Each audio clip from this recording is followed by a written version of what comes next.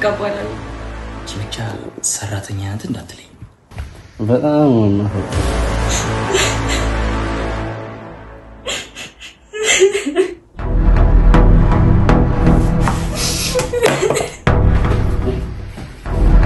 እኔ ተቸገርኩ ብያለሁ። ምንድነው ይሄ? ከቤት ስትውጪ ይሄን ሻርፕ አታድርጊ። እሺ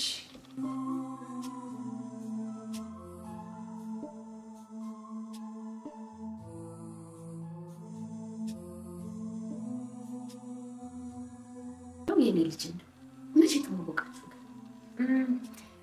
አንድ አመት ሊሞላ ነው ለቀን የቀረ። ታዲያ እንደ ዘመኑ ልጆች በአንድ አመታችሁ ኬክ ለመቁረስ አላሰባችሁም? አይ ማሚ ያላሰብንበት። ለምን? እንደውም አሁን ላይ መጥቻለሁ። በደንብ አስቡበት።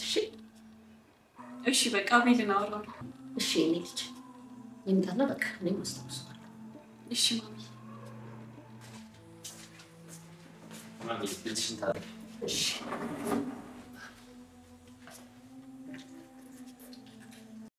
የአቤል እናት የርብቃንና የአቤልን አንደኛ አመት በማስመልከት ፕሮግራም አዘጋጅታ ድንገት አቤልን ሰርፕራይዝ አድርገውት እሱ በነገሩ ተደናግጦ ያለ ድንገት የቤታቸው በር ይንኳኳል። ሰላም ሰላም፣ ጤና ይስጥልኝ ወደ ቻናሌ ቤተሰቦች እንዴት ናችሁ? ዛሬ ርብቃ የተሰኘ አዲስ ድራማ ይዤላችሁ መጥቻለሁ። ርብቃ እንግዲህ ለፍቅር ስትል የቤት ሰራተኛ የሆነች ናት። እንግዲህ ታሪኳ እንዲህ ነው። ትምህርት ቤት እያሉ በጣም የምትወደው ልጅ ነበረ እና እንግዲህ ያ ልጅ ከሆነ ጊዜ በኋላ እሱ ግን በፍጹም እንደምትወደው አያውቃትም። ከነ መፈጠሯም አያውቃትም። እሷ ግን በጣም ትወደው ነበረ። በመጨረሻም እንግዲህ ይለያያሉ ከዛ ከቦታው። ነገር ግን እሷ ግን እሱን አሁንም መተው አልቻለችም።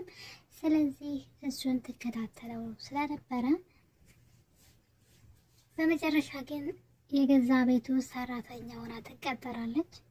ልጅቷ በጣም ሀብታም መኪና ቤት ያላት ሀብታም ናት።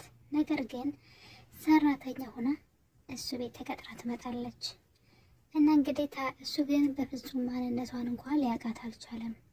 እና እንግዲህ ርብቃ እዛ ቤት ከገባች በኋላ ምግብ እንኳን እንዴት እንደሚቀርብ እንዴት እንደሚሰራ የማታውቅ ሰው ናት። እና ለመጀመሪያ ጊዜ ቤቱ ፈታ ደላላው ነው የላከኝ ሰራተኛ ትፈልጋለህ ብሎ ነው ትለዋለች። እሱም ግራ በመጋባት እንዳንቺ አይነት ሰራተኛ አለ እንዴ? እንዴት ነው ሲላት ሰራተኛ ምንድን ነው የሚመስለው በማለት እንግዲህ ወደ ቤት እንድትገባ ይፈቅድላታል። ልጁ የሚኖረው ብቻውን ነው። በእርግጥ እናቱ አለች አብራት ኖርም እንጂ እሱ ነበር የተቀበላት። ከዛ በኋላ ምግብ ትሰራለች ማለት ነው ለልጁ። እንግዲህ ማንም ሊቀምሰው የማይችል ምግብ ነው የሰራችው። እንኳን አይደለም ምግብ መስራት ኪችኑን እንኳን ማታውቀው ሴት ናት። ነገር ግን በድፍረት እሱን ለማየትና እሱን ለማግኘት ስትል እሱ ቤት ተቀጠረች ማለት ነው። እሱ ግን አንዳች ነገር የሚያውቀው ነገር የለም። ቤቱ ከመጣች በኋላ ምግብ ሰርታ ማንም ሊበላው አልቻለም። ወይ ጨው ነው ወይ ደግሞ ያራል። ከዛ ውጭ ምግቧ ማንም ሰው ሊበላው አልቻለም። በመጨረሻ ግን ምግብ እያዘዘች ልጁን ታበለው ጀመረ። እና ደግሞ እሱ አንዲት ፍቅረኛ የምትባል ሴት አለች ማለት ፍቅረኛ የሆነች ሴት ነገር ግን የውሸት የምር ያልሆነ ለገንዘብ ላይ ቀረበችው። ሌላ ፍቅረኛ በጎን ያላት እሱን ፍቅረኛ ማለት ከሱ ጋር ፍቅረኛ ሆና ሌላ ሰው ፍቅረኛ አላት ትክክለኛ ፍቅረኛ። እሱን ግን ከሱ የምትፈልገው ገንዘብ አለ ወይም ደግሞ የሆነ ከሱ ሀብት ትፈልጋለች በጣም ያታም ልጅ ስለሆነ ማለት ነው። እና እንደ ፍቅረኛ ቀርባ በጎን ደግሞ ከዛኛው ጋር ሆናለች። ይሄ ነገር ለርብቃ ጥሩ አጋጣሚ ይመስለኛል። ምክንያቱም ስትመጣ ያችኛዋ በጣም መጥፎና ለርብቃ ጥሩ አመለካከት የላትም። ርብቃ በጣም ቆንጆና ራሷን የጠበቀች ልጅ ስለሆነች በጣም ስለምትቀናባት ትናደድባታለች። እቤት በመጣች ቁጥር በጣም ታሰቃያታለች። ነገር ግን ያቺ ልጅ ቲና ሌላ ፍቅረኛ አላት። ልጁን ለፍቅረኝነት አይደለም የምትፈልገው። ያልሰራችበትን የሷ ያልሆነ ገንዘብን ለራሷ ለማድረግ ስለፈለገች ለዛ ብላ በፍቅር ምክንያት ቀርበዋለች። እንግዲህ የሷ ብቻ ሀሳብ ሳይሆን የዛኛው የፍቅረኛዋም ሀሳብ ነው። ያኛው ፍቅረኛዋ እንግዲህ የአቤል ጓደኛ ነው። አቤል ማለት የርብቃ አሰሪዋ ማለት ነው። እና እንግዲህ ወደ ቤቱ ከገባች ቀን ጀምሮ ምግብ እየገዛች ታበላው ጀመረ። ምክንያቱም ደግሞ ምግብ መስራት ርብቃ አትችልም። ነገር ግን እያዋለ እያደረ ልጅቷን እየወደዳት እንዲሁ ለእሱ የተለየ ክብር እየኖረው መጥቷል። በግልጽ ባይናገርም ማለት ነው። ርብቃ ግን በጣም ትወደዋለች እና የሆነ ጊዜ ሰክሮ ይመጣና ቲናን በጣም እንደሚወዳት እጇን ይዞ እወድሻለሁ ሲላት ርብቃ በደስታ ሞተች። እንዴት ተረዳኝ፣ እንዴት ሳልነግረው አወቀ ብላ ደስ ብሏት እያለ ግን ነገር ግን ቲና ስሟን በመጥራት እሷን እንደሚወዳት ሲናገር ርብቃ እንግዲህ ስቅስቅ ብላ ታለቅሳለች።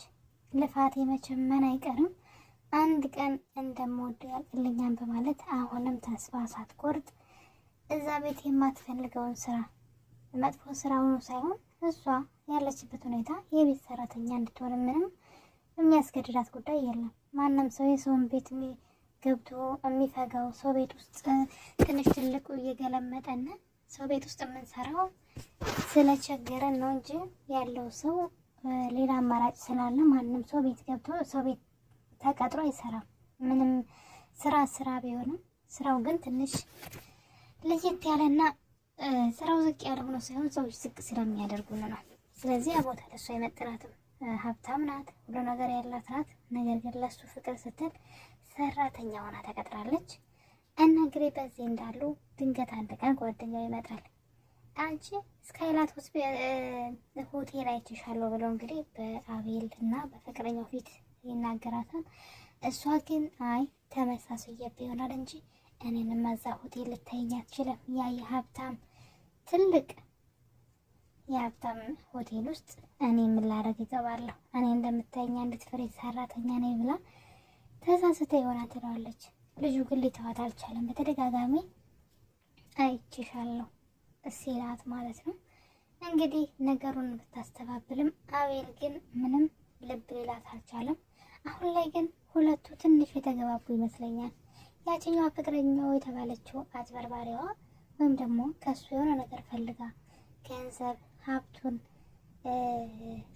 ሰርቃ ለመሄድ ወይም ደግሞ ዘርፋ ለመሄድ ከስር ከስሩ የምትል ሴት አለች የተላከች።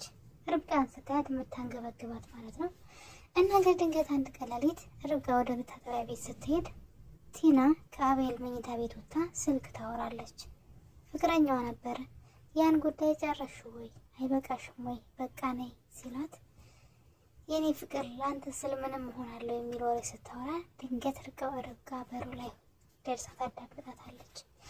እና እንግዲህ ልጅቷም ይሄን ነገር ለማንም እንዳታወሪ ብላ ታስፈራራታለች። ርብቃ ግን አሁን ላይ አቤል የእሷ ብቻ እንደሆነ እርግጠኛ ሆናለች። ምክንያቱም ያችኛዋ አስመሳይና ውሸታም፣ እሱ ግን ይወዳታል በእርግጥ ስለማንነቷ ስለማያውቅ።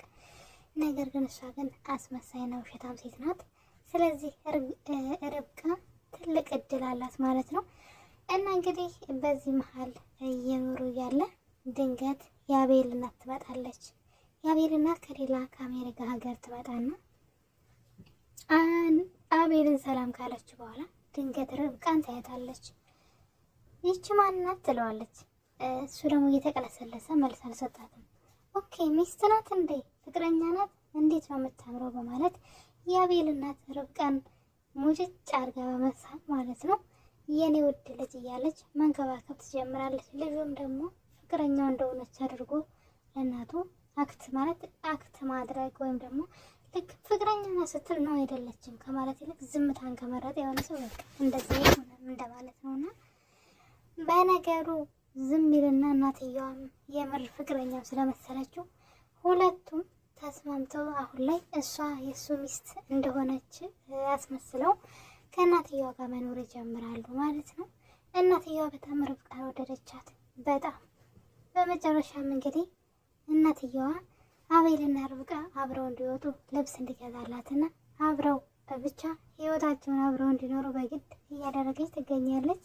በዚህ መሀል ነበረ ከአቤል ጋር ከተዋወቃችሁ ስንት ዓመት ሆናችሁ ስትላት እሷ ደግሞ 1 ዓመት ሆኖናል አለቻት። ከዛ እንግዲህ አቤል እናት ትነሳና ቤቱን በማሳመር የፍቅረኛሞች የ1ኛ ዓመት ሰለብሬት ለማድረግ ማለት ነው ታዘጋጅና ድንገት ከእንቅልፉ ሲነሳ ልጁን እንግዲህ ሰርፕራይዝ ያደርጉታል ማለት ነው። በድንጋጤ ምንድነው ሲላቸው 1ኛ ዓመታችሁ ነው እኮ ልጄ ነገረችኝ አንተ ባትነግረኝ ብላ በነገሩ እንደተደናገጠ ድንገት በሩ ይንኳኳል። በሩ የተንኳኳበት ምክንያት ደግሞ ማን ሊሆን ይችላል?